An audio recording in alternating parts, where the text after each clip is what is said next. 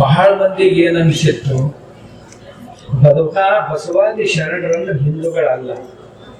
ನಮಗ ಅವ್ರ ಬಗ್ಗೆ ರೋಷ ಬಂದದ್ದು ಯಾವಾಗ ಅಂದ್ರೆ ಬಸವಣ್ಣವ್ರ ಹೆಸರು ಹೇಳ್ಕೊಂಡು, ಬಸವಣ್ಣವ್ರ ಹೆಸರು ತಗೊಳ್ಳೋದು, ಬಸವಣ್ಣ ಎಲ್ಲ ದೇವರುಗಳನ್ನ ಖಂಡಿಸಿದಾನ ಅಂತ ಹೇಳೋದು, ಮಸೀದಿಗಳಲ್ಲಿ ಹೋಗದೆ ಮಸೀದಿಯವರಿಗೆ ಅನುಕೂಲ ಆಗುವಂತ ಸಭೆಗಳನ್ನ ನಡೆಸೋದು.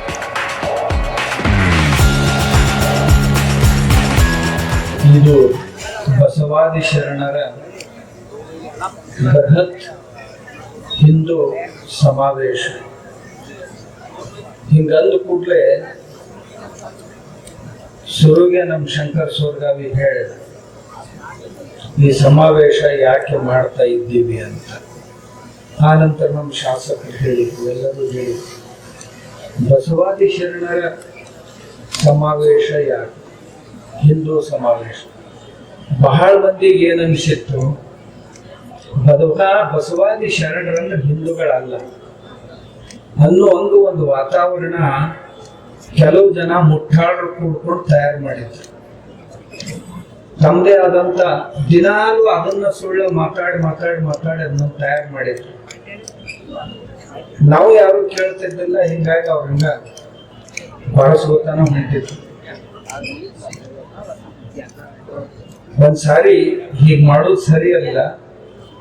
ನಮಗ ಅವ್ರ ಬಗ್ಗೆ ರೋಷ ಬಂದದ್ದು ಯಾವಾಗ ಅಂದ್ರೆ ಬಸವಣ್ಣವ್ರ ಹೆಸರು ಹೇಳ್ಕೊಂಡು ಏನೋ ತ್ಯಾಗಮತಿ ಮಾಡಕ್ ಮುಂತಾಡಲ್ಲ. ಇವರು ಎಲ್ಲದಕ್ಕೂ ಬಸವಣ್ಣನದೊಂದು ವಚನ ತಗೊಳ್ಳೋದು, ಏನಾರ ಹೇಳೋದು. ಬಸವಣ್ಣನ ವಚನ 1, ಇವರು 99.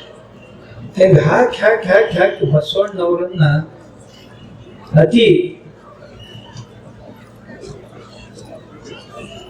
ಅಡ್ಡದಾರಿಗೆ ಎಳೆಯುವಂತ ಕೆಲಸ ಮಾಡೋದು ನೋಡ್ ಬ್ಯಾಸ.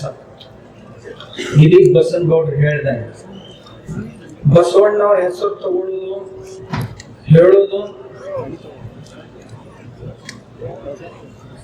ವೇದಗಳನ್ನ ಬಸವಣ್ಣ ವಿರೋಧ ಮಾಡಿದ ಅಂತ ಹೇಳೋದು, ಬಸವಣ್ಣವ್ರ ಹೆಸರು ತಗೊಳ್ಳೋದು, ಬಸವಣ್ಣ ಎಲ್ಲ ದೇವರುಗಳನ್ನ ಖಂಡಿಸಿದಾನ ಅಂತ ಹೇಳೋದು, ಬಸವಣ್ಣವ್ರ ಹೆಸರು ತಗೊಳ್ಳೋದು, ಬಸವಣ್ಣ ಯಾವ ಕರ್ಮ ಸಿದ್ಧಾಂತಗಳನ್ನು, ಪುಣ್ಯ ಪಾಪಗಳನ್ನು, ಸ್ವರ್ಗ ನರಕಗಳನ್ನು ಒಪ್ಕೊಂಡಿಲ್ಲ, ಆದ್ದರಿಂದ ಬಸವಣ್ಣ ವೈದಿಕನಲ್ಲ ಅಂತ ಹೇಳೋದು. ಆಮೇಲೆ ಬಸವಣ್ಣ ಗುಡಿ ಸಂಸ್ಕೃತಿಯನ್ನು ಒಪ್ಕೊಂಡಿಲ್ಲ, ಆದ್ದರಿಂದ ಗುಡಿಗಳನ್ನ ಬಿಡ್ಬೇಕು, ಯಾರು ಗಿಡಿಗೆ ಹೋಗ್ಬಾರ್ದು ಅಂತ ಹೇಳೋದು.